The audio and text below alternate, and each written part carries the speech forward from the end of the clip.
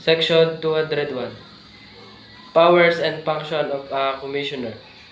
The commissioner shall have the following powers and function: A. Exclusive and original jurisdiction to interpret the provision of this act in collaboration with other relevant government agencies subject to review by the of Secretary of Finance. B. Exercise any customs power, duties, and functions directly or indirectly. Review any action or decision of any customs officer performed pursuant to the provision of this act.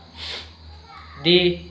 Review and decide disputed assessments and other matters related subject to review by the Secretary of Finance and exclusive appellate jurisdiction of the Court of Tax Appeals. E.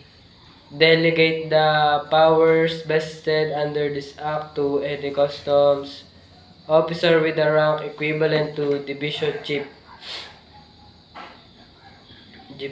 chief or higher, except for the following powers and functions: 1.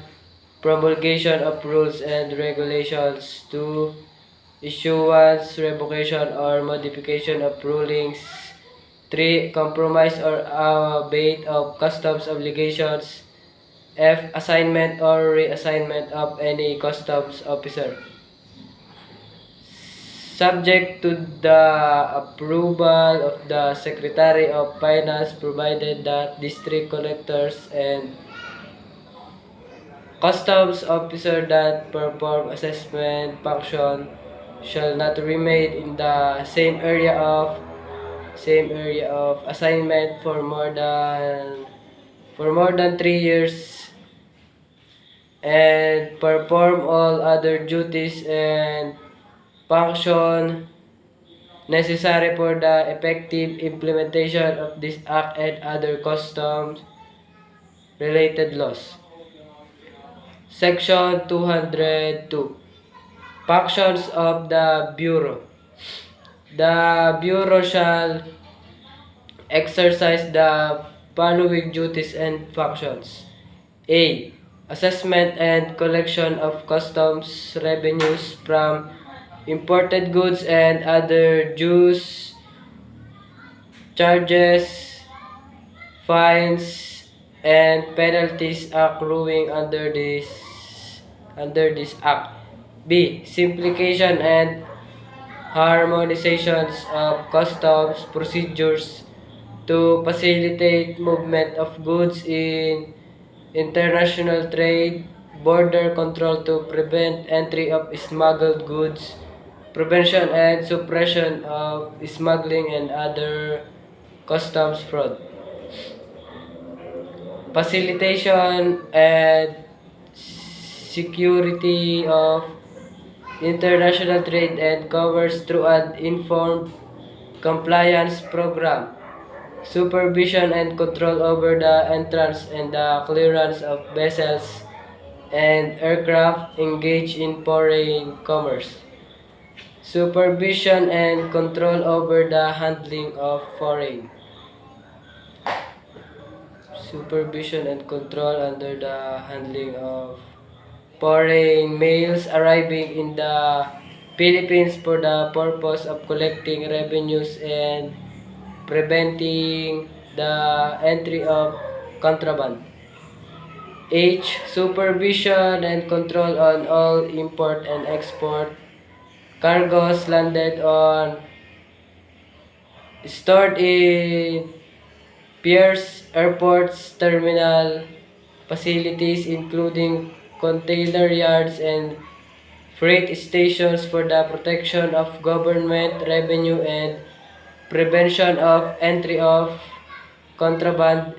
Conduct a compensation study with the end view of developing and recommending to the President a competitive compensation and remuneration system to attract and retain highly qualified personnel while ensuring that the Bureau remains financially sound and sustainable. Exercise of exclusive original jurisdiction over cases under this act and enforcement of this act and all other laws, rules, and regulations related to customs administration.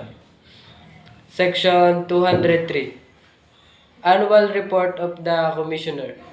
The Commissioner shall submit to the President, the Congress of the Philippines, and the NEDA an annual report on the performance of the Bureau on or before March 31 of the following year. Section 204. Promulgation of rules and regulations. The Commissioner, subject to the approval of the Secretary of Finance, shall promulgate rules and regulations for the enforcement of this act. The Commissioner shall regularly prepare and publish an updated customs manual and the rules, regulations, and decisions of the Bureau. The Commissioner shall furnish the Congress of the Philippines, the NEDA, and the Tariff Commission with electronic copies of department orders, administrative orders, circulars, and rules and promulgated pursuant to this Act. Section 205. Section 205. Copies of goods declaration. The Commissioner shall regularly furnish the NEDA, the Philippine Statistics Authority, the Bureau of Internal Revenue, and the Tariff Commission electronic copies of all customs goods declaration processed and cleared by the Bureau. Upon request, the Tariff Commission shall have access to and the right to be furnished with copies of liquidated goods declaration and other documents supporting the goods declaration as finally filed in the Commission on Audit. For this purpose, the Bureau shall maintain electronic records of goods declaration and other documents supporting the declaration. Section 206. Customs districts. For administrative purposes, the Philippines shall be divided into as many customs districts as the respective limits of which may be changed from time to time by the Commissioner with the approval of the Secretary of Finance. Each custom district shall be supervised by one district collector, assisted by as many deputy district collectors as may be necessary. The choice of the location of a district office, its business hours, and the staffing pattern thereof shall be based on the particular requirements of each district. Section 207. Ports of entry. All ports of entry shall be under the supervision and control of a custom district. A district collector shall be assigned in the principal ports of entry while a deputy district collector may be assigned to the other types of ports of entry. The principal ports of entry shall be located in Apari, San Fernando, Manila International Container Port, Ninoy Aquino International Airport, Subic, Clark, Batangas, Legazpi, Iloilo, Cebu, Tacloban, Surigao, Surigao, Cagayan de Oro, Zamboanga, Davao, Limay, and such other ports that may be created pursuant to this act for the effective enforcement of the Bureau's function and without hampering business and commercial operations of the ports, seaports and airport authorities and private ports and airport operators shall provide suitable areas examination examination and for customs equipment free of charge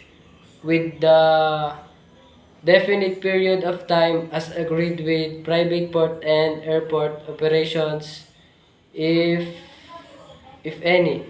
Section 208. Power of the President to open and close any port.